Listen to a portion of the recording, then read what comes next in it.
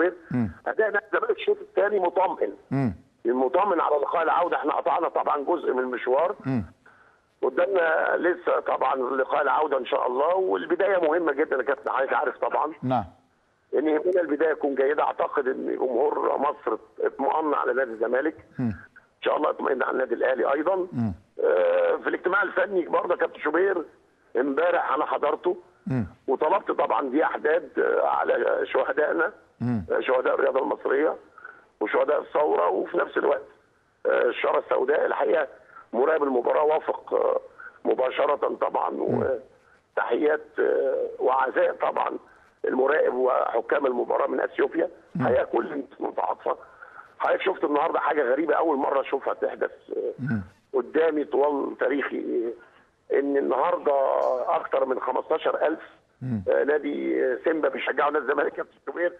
مفاجاه كبيره لينا جدا الحقيقه. يعني احنا حسينا النهارده كاننا بنلعب في القاهره الحمد لله. نعم صحيح صحيح.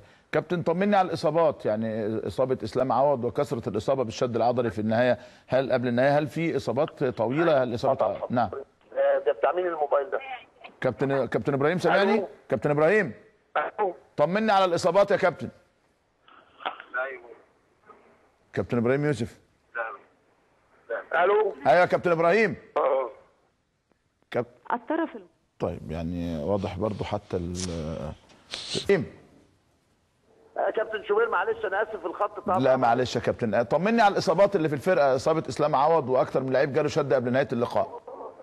لا هو هي يعني اسلام، عارف حضرتك كرشه النفس اللي حصلت في درجه الحراره العاليه دي طبعا، وهو الولد ما عرفش ينظم جهده، حضرتك عارف طبعا. هو الحقيقه تغيير الاساسي ان عارف انت نفسه راح منه، يعني ما قدرش ان هو ينظم طبعا في توقيت احنا محتاجين جدا لجهد كل لاعب. فكابتن حسن عمل التغيير الاول يا كابتن شوبير لما طلع اسلام ونزل عبد الشافي عشان يقفل الجبهه اليمنى الخطيره جدا في فريق يانج افريكان. وفي نفس الوقت انا اعتقد ما اعرفش راي اشرف ايه وحضرتك والاستاذ محمد سيد، يعني نجح الى حد كبير طبعا، بالاضافه لتغيير عمرو زكي طبعا موفق جدا، وحازم امام طبعا فاجئنا الحقيقه بعد غياب. طيب يعني هل كابتن ابراهيم ده السؤال، يعني عمرو زكي وحازم امام والاثنين كانوا ابطال يعني موقعة كبيره جدا مع جمهور. الو ايوه معاك يعني عمرو وحازم، هل تتصور ان ده كان بدايه المصالحه بينهم وبين جمهور الزمالك بهذا الاداء الطيب للاثنين؟ نعم. انا قلت للسيد السفير والله برافو عليك يا شوبير، وهو جنبي وعمرو بيسخن قلت اتمنى لو ربنا كرمنا بالتعادل ان شاء الله او الفوز يكون سبب عمرو، لاني هو ضرب عصفورين بحجر. نعم. يعني جاب هدف التعادل للزمالك الرائع، بالاضافه طبعا لانه اعتقد صالح جماهير نادي الزمالك الوايت نايتس طبعا.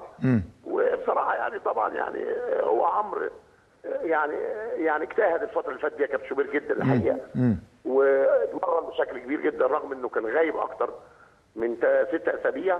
انما انا اتصور الحمد لله عودا حميدا بالنسبه له وبالنسبه لحازم امام. فرصه اسالك عن ميدو، يعني كانوا قالوا ميدو في اجازه اسبوعين او 3 من موضوع التخسيس. هو ميدو ان شاء الله يا كابتن شوبير هينتظم الاسبوع اللي جاي. هو حسب ما الكابتن حسن والكابتن اسماعيل متصلين بيه على طول مع الخبير بتاع اللياقه البدنيه اللي جايبه من انجلترا، مديله برنامج يطبقه. المفروض هيخش بعد ما خس تقريبا حوالي 11 كيلو يا كابتن. يعني هو هيفاجئ خس 11 كيلو كلها بوزن خس 11 كيلو.